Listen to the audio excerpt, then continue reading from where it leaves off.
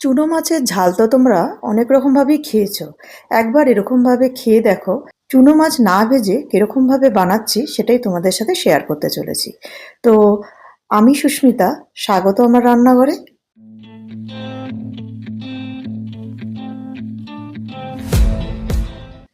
এখানে আমি চুনো মাছগুলো নিয়ে নিয়েছি। এখানে একটু মিক্সড সব রকম মাছ আছে, কিছু ছোট ছোট চিংড়ি মাছও আছে, দেখতেই পাচ্ছ। নুন পরিষ্কার করে নুন হলুদ দিয়ে মাখিয়ে নিয়েছি। অন্যদিকে আমি আমাদের এখানে এই ফ্ল্যাট সিমগুলো পাওয়া যায় না, তো আমি পেয়েছি বলেই রেসিপিটা তোমাদের সাথে শেয়ার করতে চলেছি। তো এখানে সিম বেগুন সব বড় বড় টুকরো করে কেটে নিয়েছি, আর ওইদিকে মাছগুলো রেডি হয়ে গেছে। কড়াই গরম হয়ে যাওয়ার পর আমি কালো জিরা ফোড়ন দিয়ে দিলাম। ফোড়নটা ক্র্যাক হয়ে আসলে সিমগুলো দিয়ে দিলাম।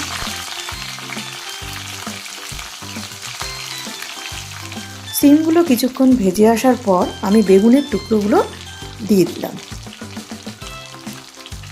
একটু নুন হলুদ গুঁড়ো দিয়ে ভালো করে তেলের সাথে ফ্লেমটা মিডিয়ামে রেখে ভাজতে থাকলাম।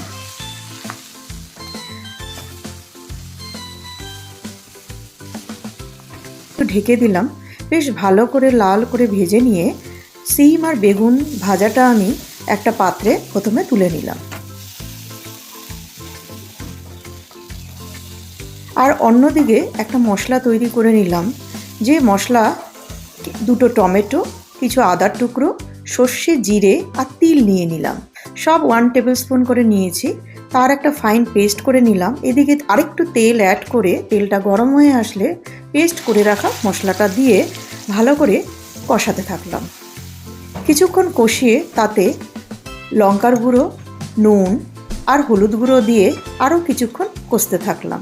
এখানে ফ্লেমটা কিন্তু লো রেখেছি। আস্তে আস্তে ভালো করে মশলার সাথে সুন্দর করে কষে নিতে থাকলাম, এবং যখন কষে আসবে তখন মাছগুলো আমি এতে দিয়ে ফ্লেম লো রেখে আস্তে আস্তে করে সাঁতলাতে থাকলাম। নাড়াচাড়া করতে করতে কিছুক্ষণ আমি ঢেকে দিলাম। ঢেকে দেওয়ার পর মাঝে মাঝে একটু নাড়াচাড়া করব, কারণ সম্পূর্ণ শুকনোভাবে কষানো হচ্ছে। তারপর যখন ভালো করে মশলা থেকে তেল ছেড়ে আসবে তখন আমি একটু পরিমাণ মতো খুব অল্প সামান্য জল দিলাম।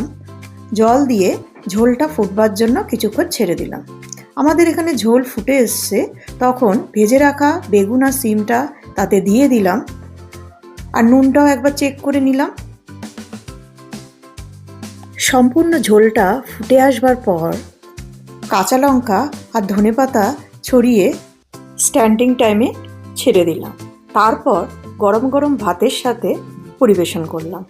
এরকম একটা রেসিপি গরম ভাতের সাথে দুর্দান্ত লাগবে। অবশ্যই তোমরা বানাবে এবং আমাকে কিন্তু কমেন্টস করবে কেমন তোমরা খেলে। তো এরকম আরও নতুন নতুন রেসিপি তোমাদের কাছে আমি নিয়ে আসবো। যেসব বন্ধুরা নতুন আমার চ্যানেল দেখছো তারা অবশ্যই চ্যানেল সাবস্ক্রাইব করে রেখো। আর পুরনো বন্ধুদের কাছে আমার রিকোয়েস্ট, যেরকম ভালোবাসা দিয়ে এসছো এরকম ভালোবাসাই যেন সবসময় পাই।